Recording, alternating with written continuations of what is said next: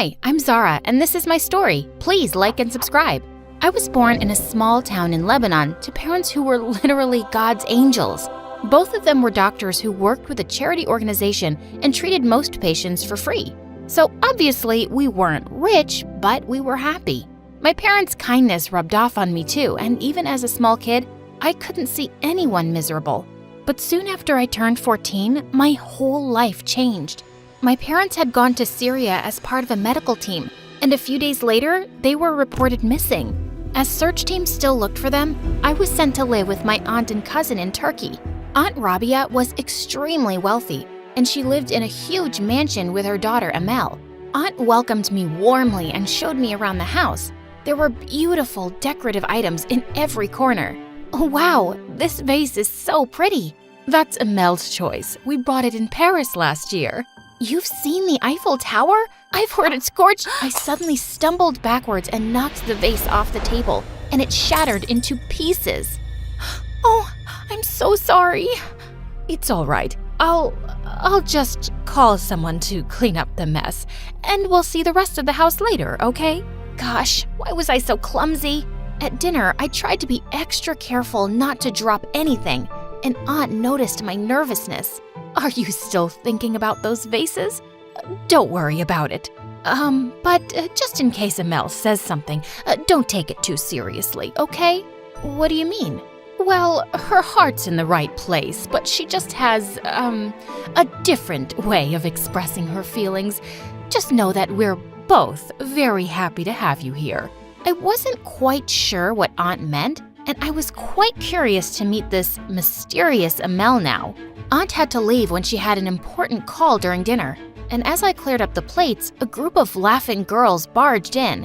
One of them spotted me and said, "Hey, you, go get something to drink for me and my friends." This girl must be Amel. "Hi, I'm Zara, and I didn't ask for your name, did I? Just go get me a Coke and an iced tea and a coffee. You know where the kitchen is, right?" I nodded and returned soon with the girls' drinks, and no one even said thank you, which felt odd to me. Just then, one of Amel's friends accidentally knocked over her glass, spilling her drink on the table. Amel snapped her fingers at me, and I wiped up the mess and left. Later, as I was watching TV in the lounge, Amel walked in alone, and she suddenly looked livid. "I know you're new, but are you crazy? You're a maid here, not a guest." "Actually, I'm not the maid. I'm your cousin, Zara." Amel looked taken aback. "So why were you acting like a maid before?" "I wasn't. You just asked me for something, so I did it." "But why? Are you some kind of moron who just does everything she's told?" "No, but you're my cousin, and I didn't mind helping you out." She just stared at my face, then started laughing and walked off. One day, Aunt was telling me about how she'd started her skincare company alone, and now it was $1 million business. I was really impressed. "I want to take my brand global, and I'm looking for someone to model the new range." "But you're so gorgeous yourself, Aunt. You should be the face of your products." Jeez. "Yeah, she's letting you stay in her home, but there's no need to be such a suck-up." "No, I'm serious. Aunt is stunning, and you take after her, you know." As if. "I guess Mom hasn't told you her little secret yet." And suddenly, she leapt forward and grabbed Aunt's hair. I thought she was gonna hurt her, but then Aunt Rabia's hair came off. It was a wig, and she was completely bald. Aunt looked really embarrassed, and I was shocked beyond words. But Amel just laughed and walked off singing, "Mom is a baldy, Mom is a baldy." Aunt quickly tried to put her wig back on, but I stopped her. Amel shouldn't have done that. "But Aunt, you're stunning even without your wig." "Oh, Zara, you don't have to say that. I lost all my hair due to alopecia a year ago, and I know I look like a freak." "No, you don't. You look strong and beautiful, like a superhero straight out of a Marvel movie. It really suits you." "You really think so?" "Absolutely." I started school soon, and I felt a little out of place, but I decided I'd just focus on my studies. One day, I was having lunch outside in the schoolyard when a football came flying out of nowhere and hit a young boy playing close to me, knocking him down. I immediately helped him to his feet, then took him to the bathroom and got him cleaned up. Are you feeling okay? Yeah, I'm fine. But wait, my iPod. I can't find it. It must have fallen down somewhere. Don't worry, I'll help you look. We both went back to look for it, but when I found it, it was completely smashed, like someone had stepped on it. The boy was about to burst into tears, and I quickly said, "Hey, don't cry. Okay, how about I give you mine?" Really? Is your mom gonna be okay with that? Yeah, I'm pretty sure my mom won't mind. There, it's all yours. Thank you so much. You're awesome. Suddenly, someone behind me spoke. Wow, awesome indeed. I turned around to see a tall, handsome boy holding a football. I'm sorry, that was my football that hit him. Kicked it a little too hard. I think you should be saying sorry to him, not me. But the little boy was already skipping away with my iPod. I guess I owe you an iPod. Why'd you give yours away anyway? Because it's just an iPod, and look how happy he is. He was about to say something when suddenly Amel appeared and threw her arms around his neck. There you are, babe. I see you've already met my cousin. And Zara, this is my fiancé, Murat. Oh, you two are cousins? Yes. Remember I told you about the orphan cousin from Libya that we took in? You know how big-hearted Mom is. It's Lebanon, and I'm not an orphan. My parents will be back soon. But yes, my aunt is generous and amazing. And with that, I walked away. A few days later, Aunt was hosting a dinner for Murat and his parents. Everything seemed to be going smoothly. But when the soufflés were served, they had sunk in, and Amel called for the cook. Did you expect me and my guests to have this soup for dessert? I know you're not the brightest, but how stupid do you have to be to mess it up? Amel, that's enough, honey. You can go now. I felt furious. I wanted to tell Amel off so badly, but I didn't want to create a scene. Later that evening, as we all sat in the living room, Murat suddenly turned to me and said, I've noticed that you're always wearing this big watch. It seems too heavy for your wrist. Oh, yeah, it's my dad's. Mom gave it to him for his birthday, and, well, I've just borrowed it till they get back home. Zara, could you please not talk about your parents? It's just uncomfortable. It's not uncomfortable for me to talk about them. Yes, but it makes other people feel weird. No one wants to talk about depressing stuff. I felt angry tears stinging my eyes, and I quickly excused myself and went out to the garden. I found the poor cook crying outside, and I consoled her as best as I could. As she walked away, I turned to find Murat behind me. Your cook seemed really upset. Maybe Amel was a bit harsh, but I guess you have to deal with servants a certain way. A certain way? The only way to deal with anyone is with respect. Yes, but she made a mistake, and Amel had to tell her. Not in front of everyone, and not like that. And the cook is only human. Her son is really unwell, and she's worried. And even then, she prepared a whole feast for us. Do you know everything about all the servants? I do talk to them. Don't you? Sure, to give instructions, but nothing about their personal lives. They live in your house and serve you every day. And you don't care to know anything about them? Wait, are you saying I'm arrogant? Well, yes. Yes, I am. I started walking away, but suddenly, he gently grabbed my wrist. Amel shouldn't have said that about your parents.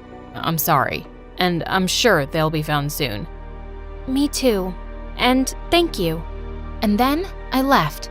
The next evening, when I went to the kitchen, the cook seemed to be in a really good mood, and she told me that Murat had offered to fully pay for her son's treatment. I guess he wasn't so bad after all. A few weeks later, I was walking out of a cafe in town when I walked straight into someone. Murat. A small velvet box fell at my feet, and we both quickly bent down to pick it up, and ended up bumping our heads really hard.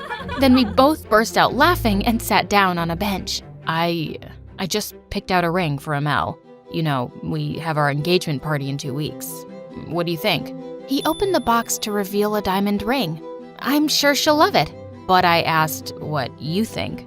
It's lovely. I'm just the wrong person to ask about diamonds. Well, what kind of ring would you want if you were getting married? I've never thought about it. And I haven't thought about marriage either. But if it ever happens, I just hope I'm as happy as my parents. And they've never had anything fancy, so I don't think that stuff matters. Murat looked at me with a strange expression, and for some reason, it made my heart flutter. You're nothing like your cousin, Zara. In fact, you're unlike any girl I know. Just then, a few raindrops fell on us, and Murat said he'd drive me home. Nope, I'm walking. It'll be fun. But you'll get wet. Exactly. When was the last time you walked in the rain, Murat? Never. That's just sad. It won't kill you, I promise. I started walking, and he joined me. And then it started raining really hard, and he took off his jacket and put it over my head as we ran for cover, laughing like kids. When it slowed down a bit, Murat walked me home, and I asked him if he'd like to come in and see Amel. No, I should be heading home. But thank you, Zara. I haven't laughed this much in ages. You're something else. He smiled, and my heart was fluttering again. I went in, trying to push away that stupid feeling. But just as I was about to walk into my room, someone pushed me hard. It was Amel. What were you doing with Murat, you witch? Hey, can you calm down? We just bumped into each other and he walked me home. Wait a second. Is that Murat's jacket you're wearing?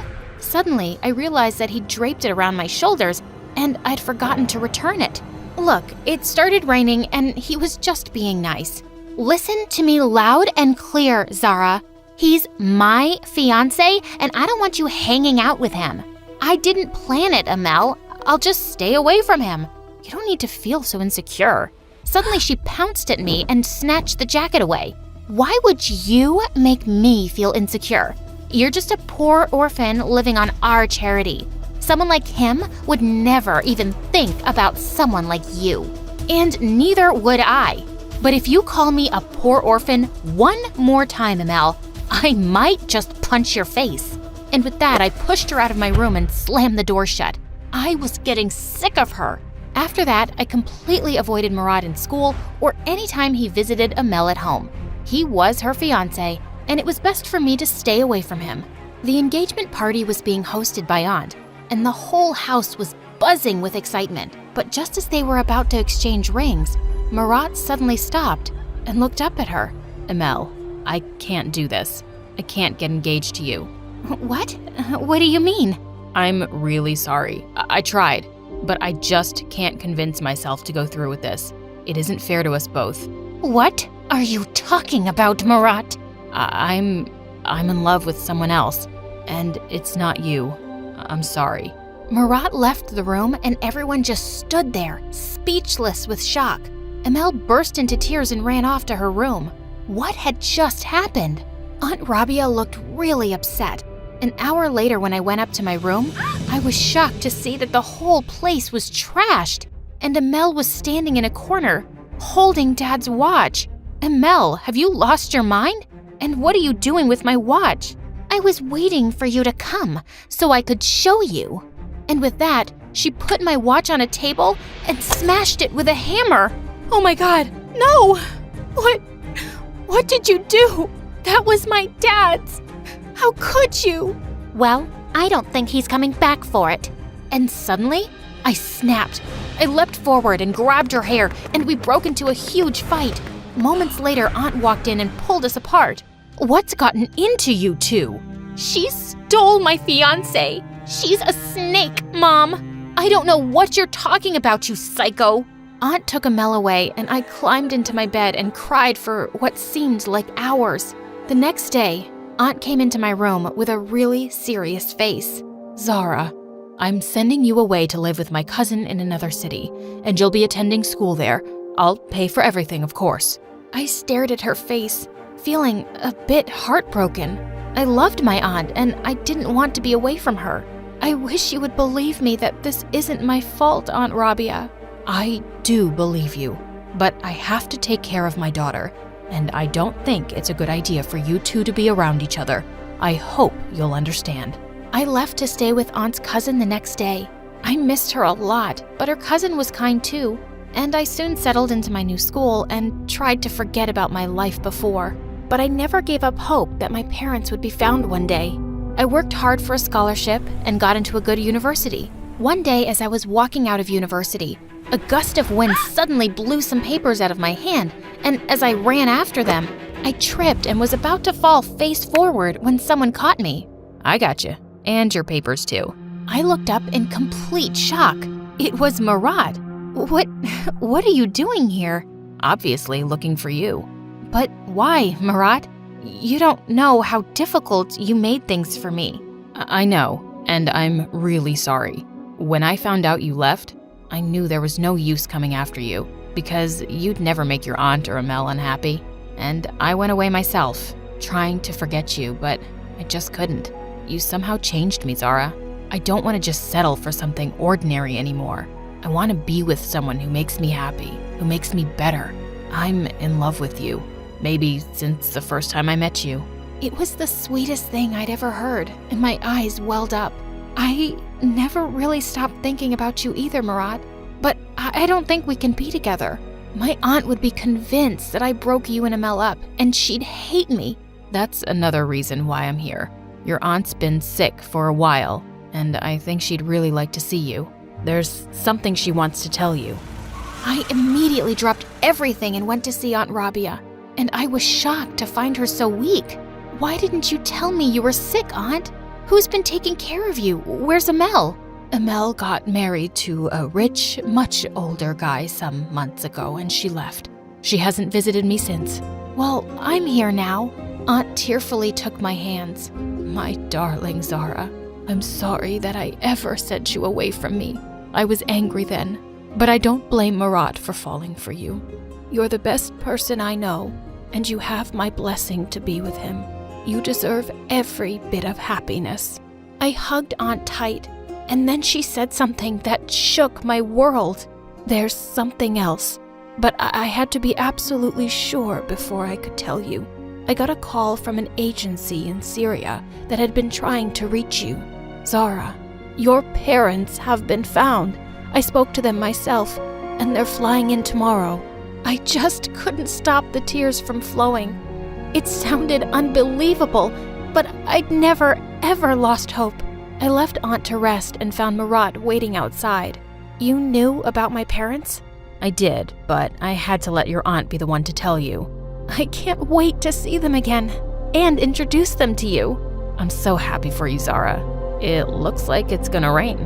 Let's go for a walk, shall we? I'd really love that.